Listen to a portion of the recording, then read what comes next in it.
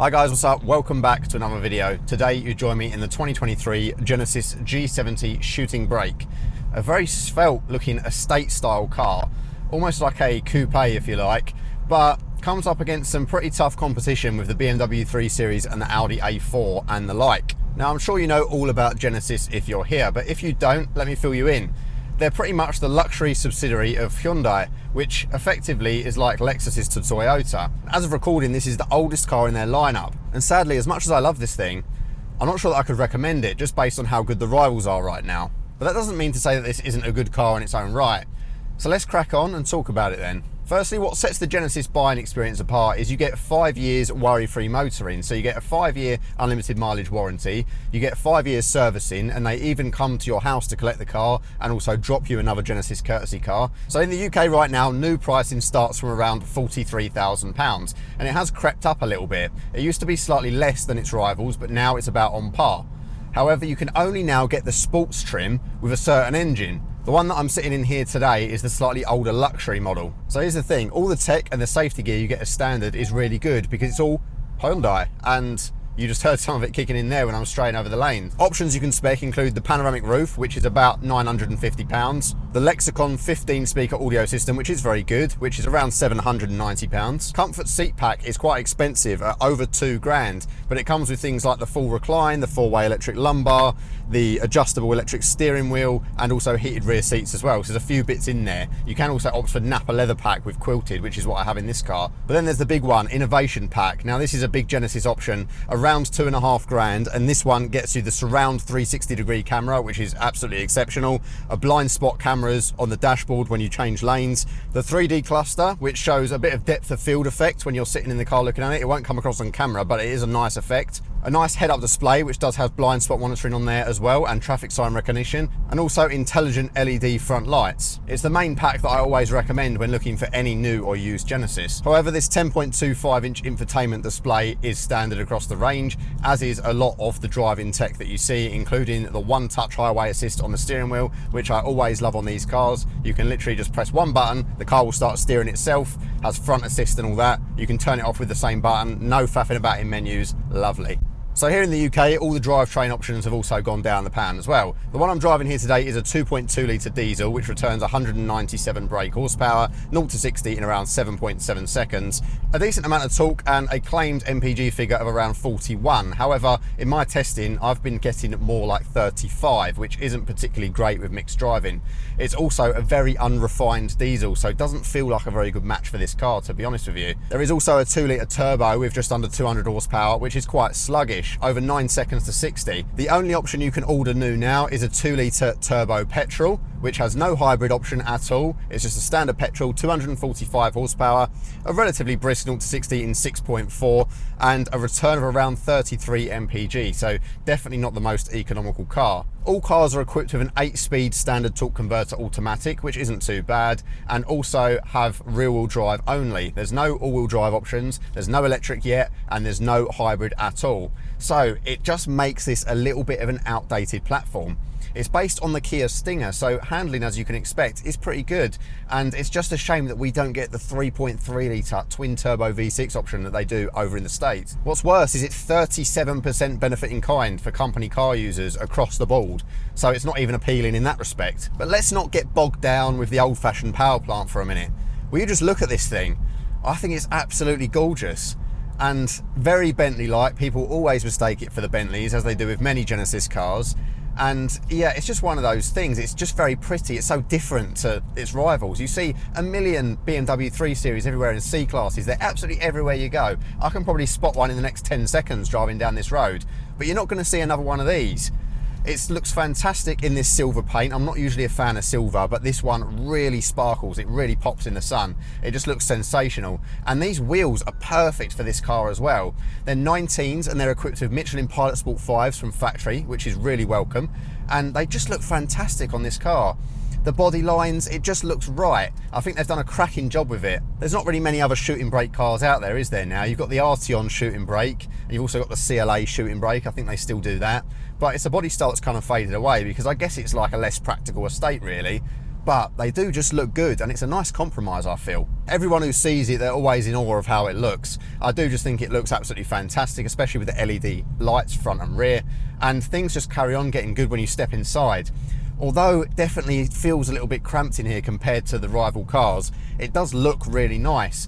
And it's more on the old-fashioned side, but I think a lot of users will like that. It's not too tech-heavy, but it still has all those really cool gadgets that you might want. In this particular car, I've got contrasting leather, which I think looks really nice. You've got nice touches of kind of leather and sort of aluminium accents here and there. The diamond quilting on the seats looks great with this optional seat package. And on this model as well, because I've got that package, also the headlining is this nice suede sort of Alcantara material.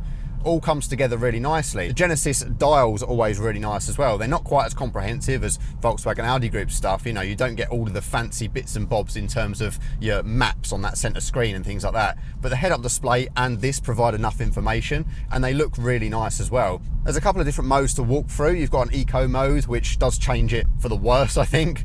You've also got your standard comfort mode, which is what I've been driving it in. And then there's a sport mode and a sport plus mode.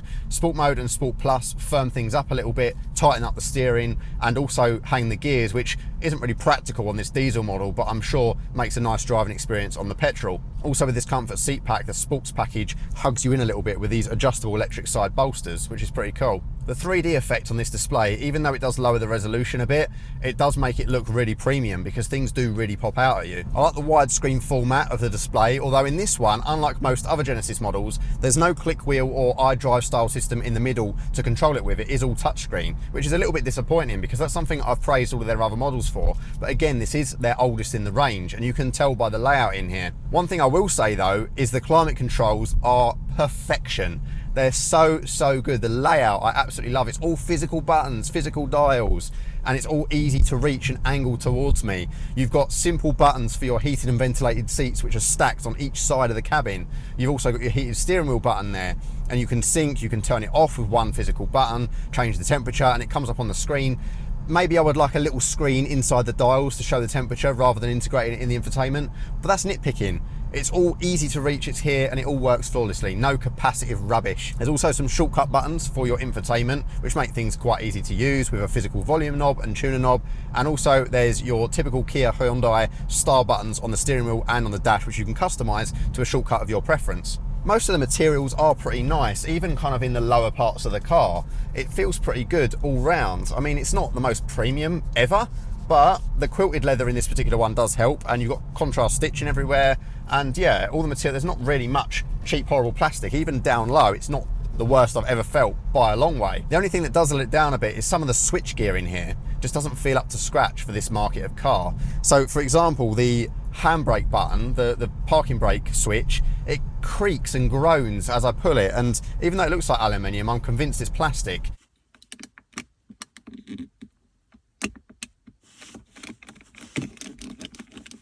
It just doesn't feel very nice at all, and I can't help but thinking the Audi A4 is the gold standard in this class. Everything Audi just feels like such a nice, satisfying press when you touch it, and this you don't really get that with. Put it this way, you can tell it's picking from the older Hyundai parts bin more so than their other cars. I do really like the seats, as I do in all Genesis cars. I feel like the position and the headrest is just right, and I'll be really happy on a long drive.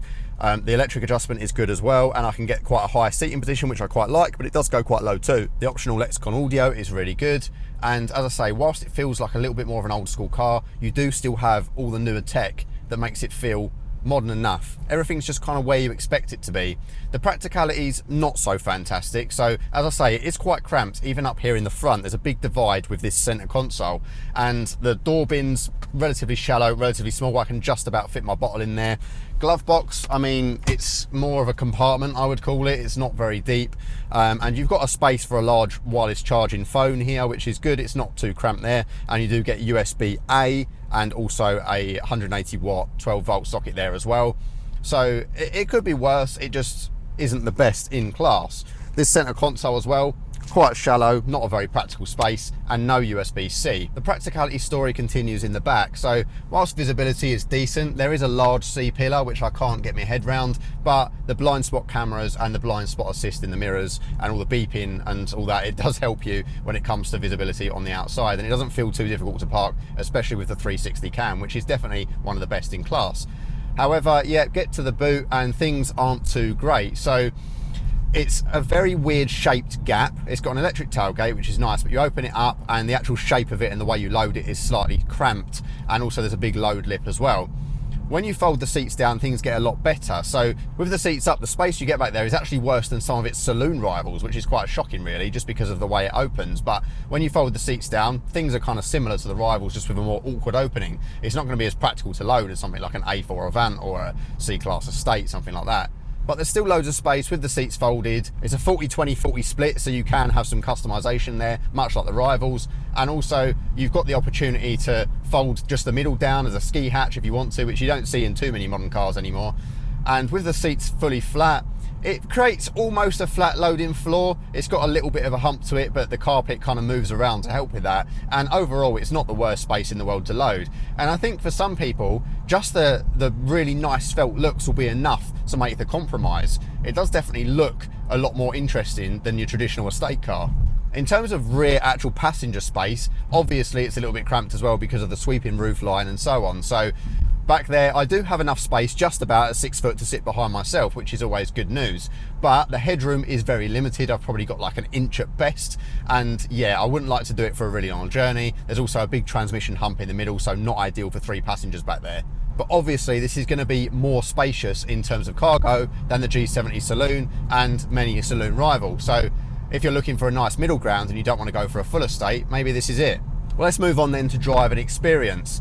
As I say, this is kind of what's letting the car down, is the engine choices. So I've got the diesel here, which has kind of been discontinued in the UK, but you can still obviously get hold of them second hand. And I'm not going to let it skew my view of the car too much, but it's just quite a heavy thing, and it's not really a practical engine for it. Like, it doesn't feel quick. It's brisk enough, but I just feel like it lets it down a little bit. Let's go into sport mode. So if I go into sport plus, some more beeping, apparently I was going to crash into something. Sport plus reduces the level of traction control, but even with the rear wheel drive, you know, it does, you can hear how strained it is under load, this engine. It's not very refined at all, and now it's hanging the gears in this sport mode. I can manually take control using the paddles, but the paddles I'm not a massive fan of, to be completely honest. They're bigger than the ones that you get in Volkswagen Audi cars, but the click isn't quite as satisfying. It feels like kind of stabbing a button on the dashboard, which I'm not a fan of really. So I'd rather just leave it in drive and let the car do its thing. But in sport mode, it's not particularly happy about not hanging those gears. If I put it back down in comfort, things really settle down. So I think it really has been tuned for the petrol car. But yeah, this diesel engine, it just feels like the wrong choice for this car. If I was getting like 50 mile per gallon out of it, then I'd be like, fair enough, but I've not even got close to 40. And yeah, when I put my foot down it, I'm not listening to the stereo. You can really hear it, and you can almost hear it from a very specific place down here in the footwell as well. It's like there's a bit of insulation they missed out. It's not very refined. And when the start-stop kicks in, it jolts you around. I've had to turn it off because I absolutely can't stand it. The 8-speed torque converter auto is nice at mashing the gears, and it's not too hesitant out of junctions, unlike some of the Audi dual clutch systems. But again, they've got much better over the years, and this one does feel like it's a little bit old-fashioned now. The gear changes are fast enough, but not snappy like a dual clutch box. But it's sufficient. You know, if you're just going to be poodling about on the motorway in this, you're not really going to care about stuff like that. But I do feel like it's a little bit of a sluggish option if you're going to be doing sporty driving. Now here in the UK, bigger engines are kind of frowned upon. It's not like in the States where you can get away with chucking a V6 or a V8 in anything. But the thing that I would say though is that I don't understand why they didn't go for a straight 6 diesel like that does really well in the BMW cars. Like, BMWs have always been famous for like the 30Ds, the 35Ds. They've always done really well in terms of sales, especially for motorway munchers. They're powerful and they're economical.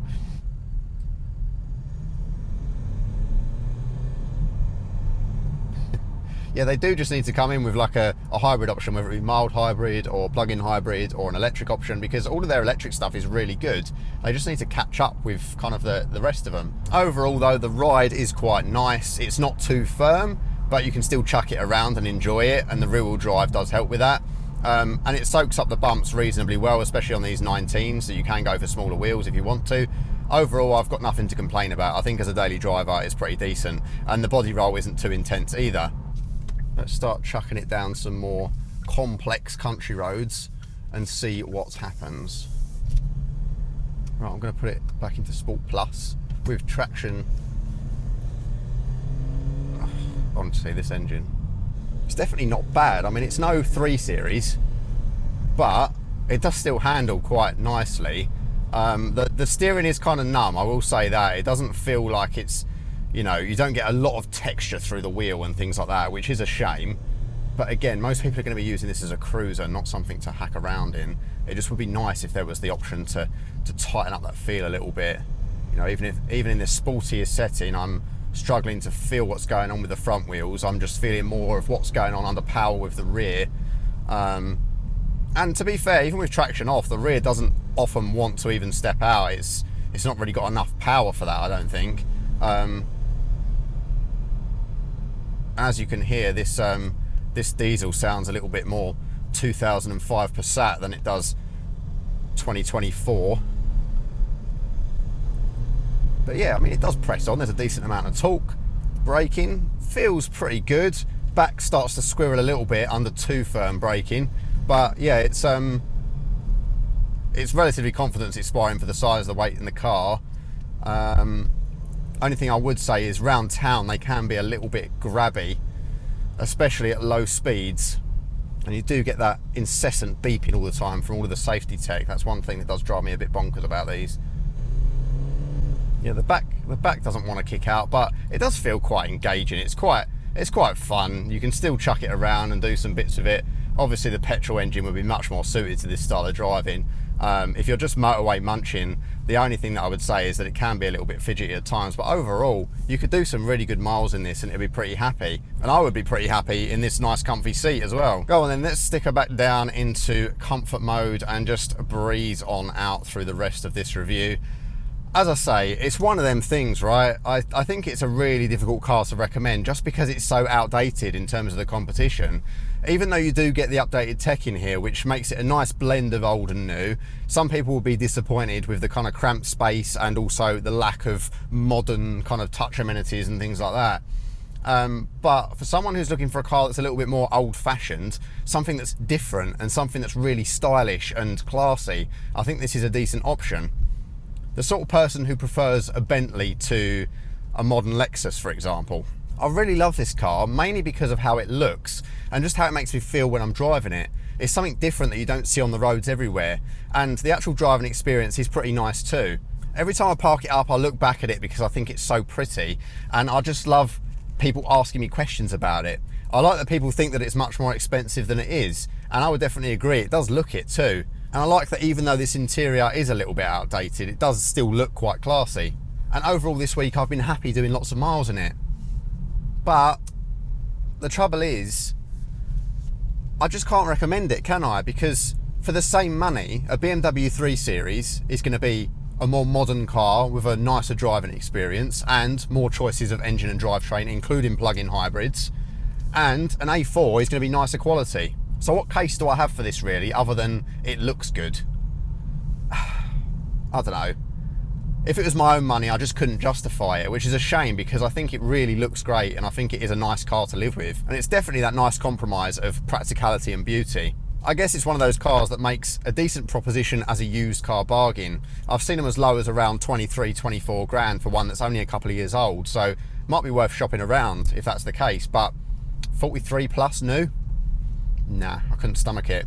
But this is the oldest car that Genesis now offer, so I'm sure it will go away soon and be replaced with something a little bit more modern with some more interesting choices. Maybe fully electric only, who knows? But yeah, it's just one of those cars where buying new just doesn't seem to make too much sense. So there we go then, the G70 Shooting Brake. A car that is great, but that you shouldn't buy, unless you want to stand out from the crowd. Thank you guys so much for watching. If you want to check out any of my other Genesis reviews, I've done pretty much all of their cars now. Have a look on the channel. Also, if you are looking for a lease deal on a Genesis, check the link in the description below for all my affiliates. Thank you so much for watching. Your likes, comments, subscribes, all that stuff really goes a long way. You don't know how much I appreciate it. If you've got to this point and you're not subscribed, please do, because it makes such a difference. Thank you for watching, and I'll see you in the next one. Bye-bye.